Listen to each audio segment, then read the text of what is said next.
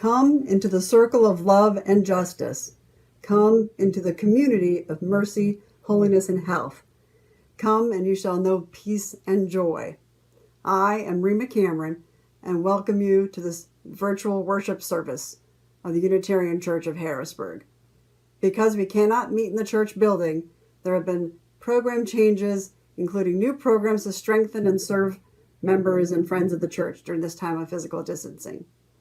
Every Sunday, there's a live virtual coffee hour following the service from 11:30 a.m. until 1 p.m. Please read news you can use and other emails you receive from the church, and please check the website regularly for updates. Please note the times when the minister is available via Zoom for you to check in and talk. Please send your joy and sorrow via the link in the email you received and indicate whether you give permission for it to be read in the next week's services. If you are a visitor or a newcomer, I invite you to explore the website uchbg.org to learn about the church and its many activities. To all watching or listening, I say, whoever you are, wherever you live, whomever you love, whatever you do for a living, you are welcome at the Unitarian Church of Harrisburg. As we gather together this morning, I'm going to invite us all to prepare for worship through the words of one of my colleagues, Barbara Crocker. Praise the light of late November, the thin sunlight that goes deep into our bones. Praise the crows chattering in the oak trees. Though they are clothed in night, they do not despair. Praise what little there is left. The small boats of milkweed, the husks, the hulls, shells, the architecture of trees. Praise the meadow of dried weeds, yarrow, goldenrod, chicory, the remains of summer. Praise the blue sky that hasn't cracked yet. Praise the sun slipping down behind the beech nuts. Praise the quilt of leaves that cover the grass, scarlet oak, sweet gum, sugar maple. Though the darkness gathers, praise our crazy fallen world. It's all we have, and it's never enough. Yet, let us offer our deepest praise for this precious life and this opportunity to gather together once again. Let us now enter into worship together. I invite those of you at home to light a chalice, a candle, or whatever you choose to serve as your chalice at home.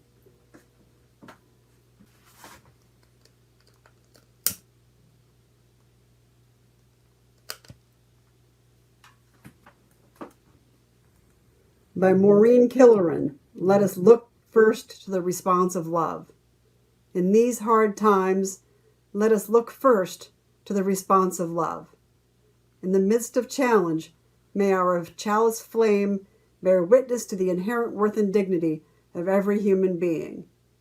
In the midst of uncertainty, may our chalice be a beacon of encouragement, that our values may guide our choices.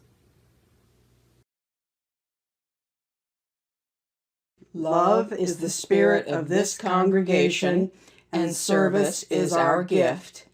This is our great covenant, to dwell together in peace, to speak our truths in love, and to help one another.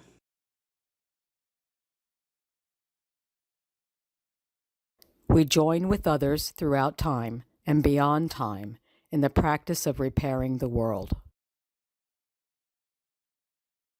We give thanks for the role models of the past and for the leaders of the future.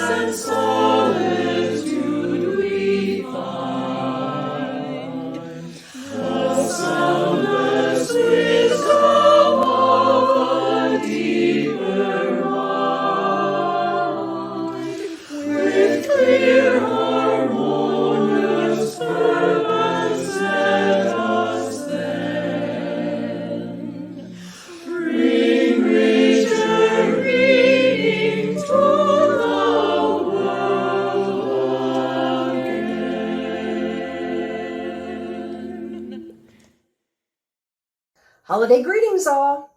Even though the Grinch, aka COVID, has stolen our ability to have our regular hanging of the green service at the church, your intrepid worship team has designed something that we think will be just as fun and exciting.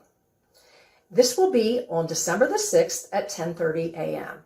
We hope that you will participate, and some of the ways you can participate is by wearing an ugly Christmas sweater like mine, or fun holiday PJs, or whatever festive clothing that you like to wear. You can start hanging your own greens. You will learn about Chalika at this service, do some crafts, and sing some holiday hymns. We also suggest that you have a plate of holiday cookies at the ready to enjoy during the service. Unfortunately, we can't provide these cookies, but you'll have to do that yourself. But we still think it would be a lot of fun. So in order to prepare for this service, our Director of Religious Exploration, Corey Ness, has prepared some boxes with items specific to enjoying the service.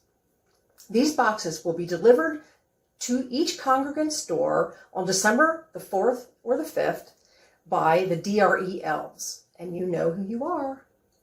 But when you get the box, we suggest very heavily, let's put it that way, that you do not open the box until the service on December the 6th. So congregants would need to have a few things available in order to participate in this service. And these include glue, scissors, a jar lid or a mini plate, and some kind of coloring implement like crayons, markers, or colored pencils. So one thing we would ask for you to do is while you're enjoying the service, please take pictures of yourself enjoying the service and send them to Yvonne Duvall. And they will be included in a collage during one of the hymns on Christmas Eve. Even if you can't make the service, please send in pictures of yourself enjoying holiday festivities, past or present, and send them to Yvonne. In order to be included in the collage, they need to get to Yvonne by December the 14th. We're looking forward to participating in this fun and exciting service with you, and we hope you enjoy it. Be well. Hello, my name is Corey, and I serve as your Director of Religious Exploration. Today's story is titled Giving Thanks, a Native American Good Morning Message by Chief Jake Swamp. In this book, the words are based on the Thanksgiving address, an ancient message of peace and appreciation of Mother Earth and all of her inhabitants. These words of thanks come to us from the Native people, or 6 nations, including Mohawk, Oneida, Cayuga, Onondaga, Seneca, and Tuscarora. The people of the 6 nations are from upstate New York and Canada. These words are still spoken at ceremonial and governmental gatherings held by the 6 nations. Children, too, are taught to greet the world each morning by saying thank you to all living things. They learn that according to Native American tradition, people everywhere are embraced as family. Our diversity, like the wonders of nature, is truly a gift for which we can be thankful. To be human, to be a human being is an honor, and we offer thanksgiving for all the gifts of life. Mother Earth, we thank you for giving us everything we need. Thank you, deep blue waters around Mother Earth, for you are the force that takes thirst away from all living things. We give thanks to green grasses that feel so good against our bare feet for the cool beauty you bring to Mother Earth's floor. Thank you, good foods, for Mother Earth, our life sustainers, for making us happy when we are hungry. Fruits and berries, we thank you for your color and sweetness. We are thankful to all good medicine herbs for healing us when we are sick. Thank you, all the animals in the world, for keeping our precious forests clean. All the trees in the world, we are thankful for the shade and warmth you give us. Thank you, all the birds in the world, for singing your beautiful songs for all to enjoy. We give thanks to you, gentle four winds, for bringing clean air for us to breathe from the four directions. Thank you, Grandfather Thunder beings, for bringing rains to help all living things grow. Elder Brother Sun, we send thanks for shining your light and warming Mother Earth. Thank you, Grandmother Moon, for growing full each month to light the darkness for children and sparkling waters. We give you thanks, twinkling stars, for making the night sky so beautiful, and for sprinkling morning dewdrops on the plants. Spirit protectors of our past and present, we thank you for showing us ways to live in peace and harmony with one another. And most of all, thank you, Great Spirit, for giving us all these wonderful gifts so we will be happy and healthy every day and every night. We have been carrying a lot, all of us.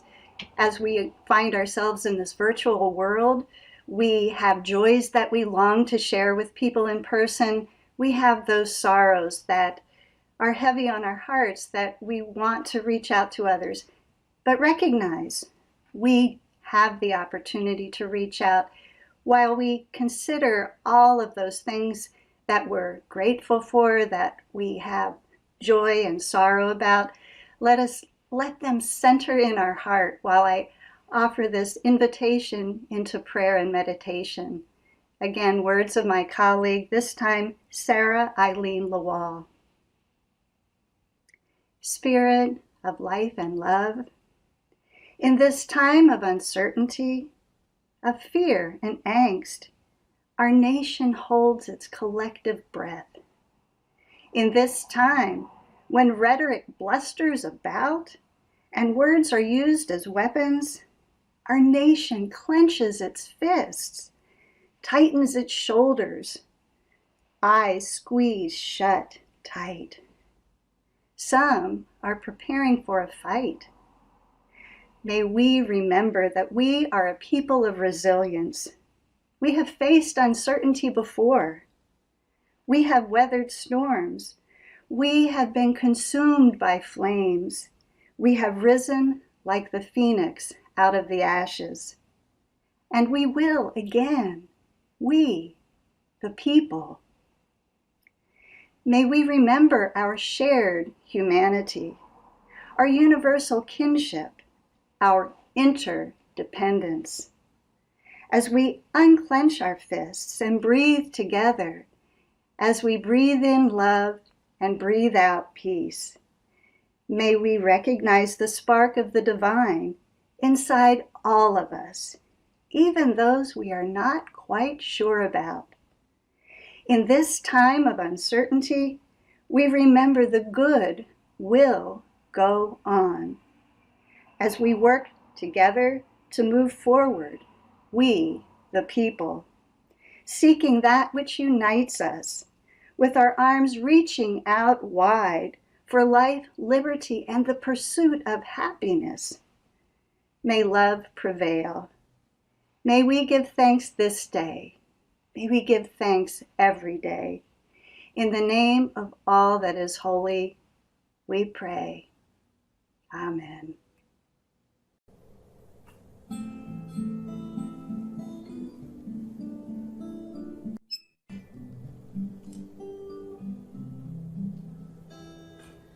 Spirit of life, come unto me.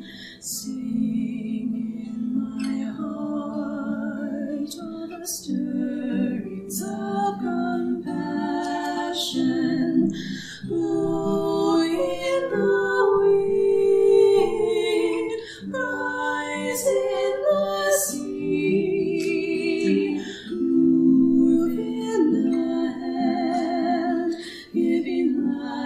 the shape of justice, whose forty rose, wings set me free, Spirit of life, come to me, come to me.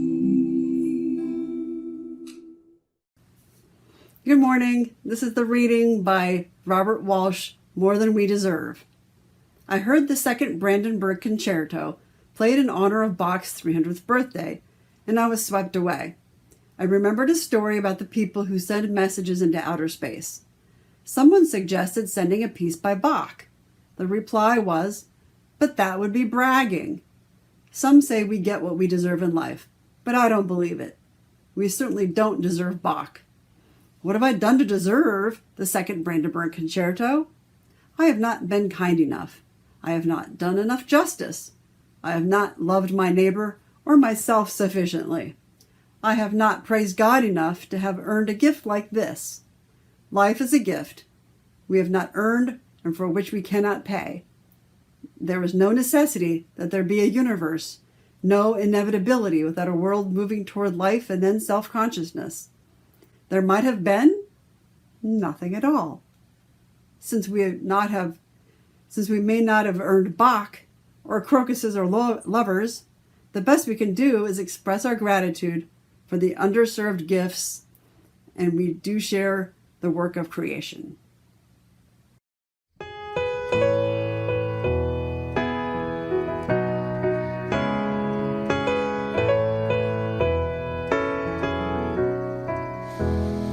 Can you help me open to the music all around, in the fleeting moments that are lost but can be found? In the corners of awareness there are hymns that can sustain us. Can you help me find that subtle, sacred sound? And in the bright dawn colors splashed across the sky, in the warmth of friendship when it's cold and damp outside, in the little acts of service that remind us of our purpose, can you help me find that subtle, sacred sound? And in the hazy night there are stars shining bright, far above the clouds in the sky. And in the long hard fight there is hope for new life, for peace and justice spread far and wide. And when it all falls down we find our way to the ground and rise up singing a new kind of song. Can you help me open to the music all around, in the fleeting moments that are lost but can be found? In the corners of awareness there are hymns that can sustain us. Can you help me find that subtle, sacred sound? Do a little bit of call and response now. You're invited to sing along if you'd like. It goes like, oh, oh, oh, oh, oh. It sounds like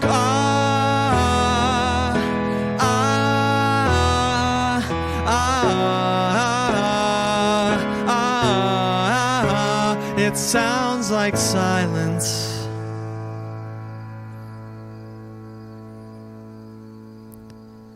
It sounds like rain.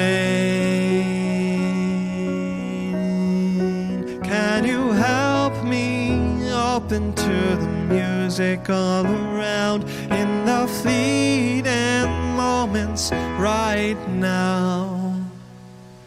In the corners of awareness there are hymns that can sustain us. Can you help me find that subtle, sacred sound? Can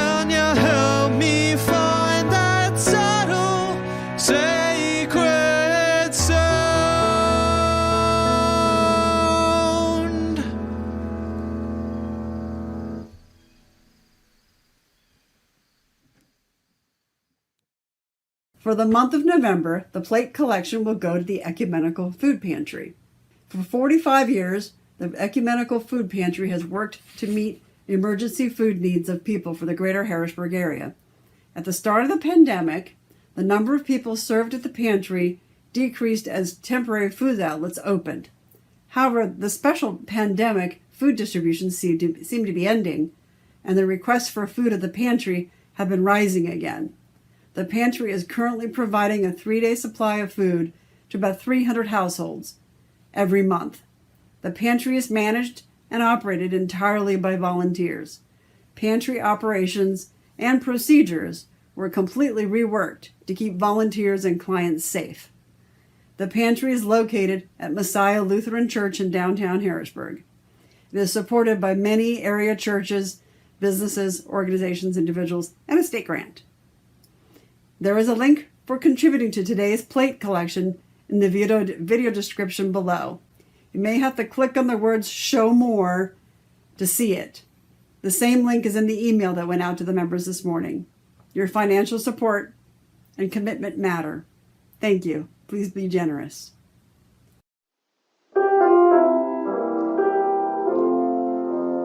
From you I receive, to you I give. Together we share, and from this we live. Here we are, Thanksgiving weekend. One of the things I have always liked about Thanksgiving is that it's a holiday that largely has escaped the commercial crassness that has taken over so much of our lives. Beyond stuffing ourselves silly and watching football games, Thanksgiving is a time to focus on relationships. It's a time to focus on gratitude. Some of us come to this much more readily than others, though. Has this ever happened to you? It's Thanksgiving and you're sitting around a table with friends and family, probably people that you haven't spent a lot of time with physically.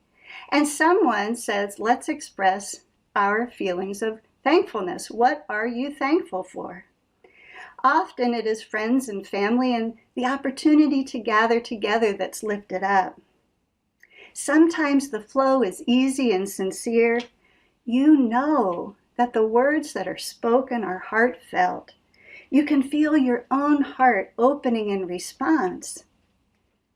But sometimes there is no flow, only an awkwardness as one reaches for gratitude but finds only the concept, not the true depth of feeling that cracks the heart open and invites connection with those with whom you are gathered, to that which is greater than the words that you utter. We may say the same words. We may say that we are grateful for family and friends, for being able to gather, but without the fullness of our gratitude, our words of thanks somehow ring a bit hollow. So often, we are told that giving thanks is the antidote to our life's worries. Gratitude is the healing balm that can calm our fears. We're told to keep a gratitude journal so that we can capture all of those special and ordinary moments of each day. But what do we do when we cannot get past that awkward grasping? The thought that I should be grateful, but I just cannot find my way to counting all the blessings that I know I must have? What do we do when we are so weighted down by worry that we can't begin to see past the struggle? We simply cannot think of anything for which we are grateful. As I prepared for this service, for this missive to you, I was writing it about a week before Thanksgiving Day. So I was speculating a bit as to what my feelings might actually be today as I offer these words to you. What I do know is that my family's plans, like I imagine is the case for so many of you, Our plans to gather with family this year for this particular Thanksgiving changed from what we had planned pre-COVID. We had planned to spend this holiday with our son and his family in Atlanta. Because of the pandemic, we have not been able to be with them physically since last Christmas. And up until a few weeks ago, we were hoping that somehow it would be safe enough to share this holiday with them. But no. This disappointment, combined with worries about the skyrocketing COVID numbers, the frustration about the endless election, fears about what might happen between now and January 20th, and a host of other things has found me struggling at times to find my way clear enough to even consider counting all the blessings I know I have. What I have discovered anew is that gratitude, just like hope, just like love, is a verb, not a noun. Gratitude is not a thing I can pull off the shelf to comfort me when I am in need. It's a word. It's a concept that needs to be embodied. Being grateful, really grateful, requires something from me. To truly access gratitude, I need to be actively engaging in the process of taking a deep look at my life. Gratitude is a practice. It's an avenue through which I can access the ineffable, through which I can begin to see the divine. So I started looking at the what isness of my life, the fact that COVID does exist, the fact that my husband and I consciously chose to postpone this Thanksgiving gathering with the hope that this decision to hunker down now will help to keep us all safer in the end. What I found was that the more I shifted my focus away from my disappointment at not being able to gather with my son and family physically, and instead began to shine a light on the fact that our connection transcends physical proximity, the more I began to feel the stirrings of real gratitude within me. I began to feel truly grateful for the technology that has allowed us to connect regularly through phone calls, through Zoom chats, through email messages, text messages, through photos and videos shared. In this past 8 months or so, 10 months, through the marvel of such technology, we watched our 7-year-old granddaughter ride her bicycle without training wheels for the first time. We saw her lose her first tooth. Through these mediums, we got regular updates on the home repair projects that they were working on. We went on virtual walks with them along beautiful trails in nature. Just last weekend, we shared their joy in announcing the anticipated new arrival of another child this coming March. We heard the heartbeat and saw those eerily wonderful first images of the baby's form still within his mother's womb. And I know that we have shared this Thanksgiving with them and with our daughter and her family across the miles that separated all of us. We broke bread with them. We shared our variations on our Thanksgiving feasts. We told a few stories. We laughed together. We remembered those who have passed away. And most importantly, we remembered that love has no boundaries. And together, we counted endless blessings. I have little doubt that I will find myself again and probably again in places where I know that I should be grateful for those many blessings. Times when gratitude will remain a concept in my mind, a noun, something solid that I try to grasp and claim as my own.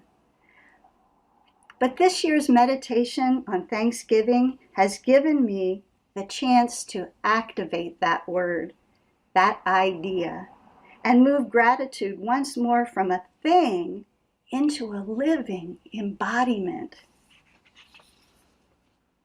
Now, I truly recognize that there are those among us who come into this world with challenges that others among us cannot begin to fathom.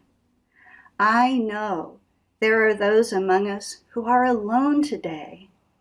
There are those who have struggled, who are struggling now with difficult relationships, with health challenges, with financial problems, and so much more. And I want you especially to not give up on the possibility of realizing the blessings of your precious life. Gratitude is an impulse, the energy that helps us to shift our focus from loss, from fear, from self-pity, to an experience that can open our heart, that can connect us, all of us, with the goodness that I believe lies at the center of life, always, even when we cannot see it or believe that it is there. I remember reading about words that were scratched onto the walls, the cellar walls of a basement in Cologne, Germany, in a concentration camp during World War II. I believe in the sun even when it is not shining. I believe in love even when there is no one there. Rather than being mired in thoughts of loss and sadness that our anticipated trip to Atlanta was postponed this year, a true meditation on gratitude helped me access the joy in knowing that I have a son, I have a daughter, and their families. It shifted me from a sense of entitlement that removed me from deep feeling into a place that recognized that this life, with all of its ups and downs, is a gift. When I understand this, if only for fleeting moments, I understand that this life truly is a gift we have not earned and for which we cannot pay. And when I can access those moments, I know deep, deep in my being that the words of the poet Leonard Cohen are true. Don't dwell on what has passed away or what is yet to be. Yeah, the wars, they will be fought again. The holy dove caught again, bought and sold, and bought again. The dove is never free. Ring the bells that can be rung. Forget your perfect offering. There is a crack in everything, and that is how the light gets in. Gratitude is a superpower. It's the vehicle that can transport us from our heads to our hearts, from thinking too much to feeling most deeply, from worry to appreciation. Gratitude removes us from the prayer of help to wow, from recognizing I did nothing to deserve the second Brandenburg Concerto, but I am worthy of receiving it. May you go forth today with a heart filled with the wonder of your life, your most precious life.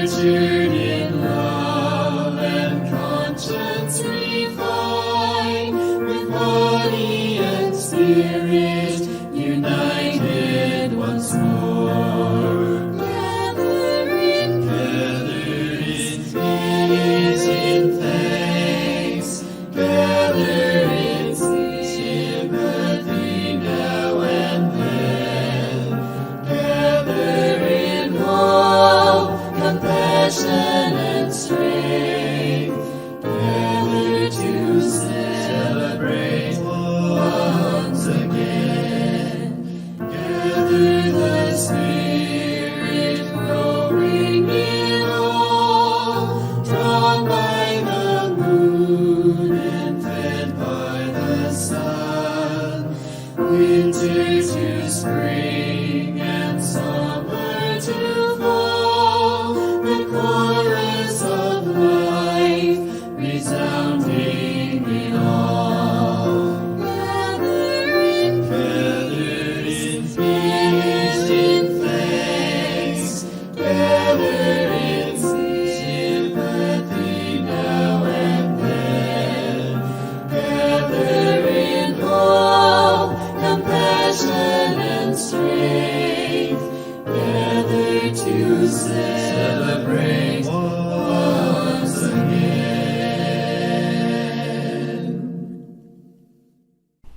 Friends, it has been such a joy to spend this time with you today.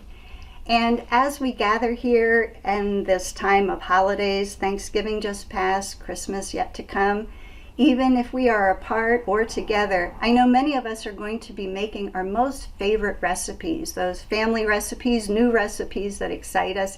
So in the spirit of those holiday traditions, I want to leave us with a recipe for resilience by my colleague, Margaret Weiss. This recipe has been tweaked over time, so adjust it as necessary. Sometimes it yields more servings than anticipated. Sometimes it needs a bit more of this ingredient or that.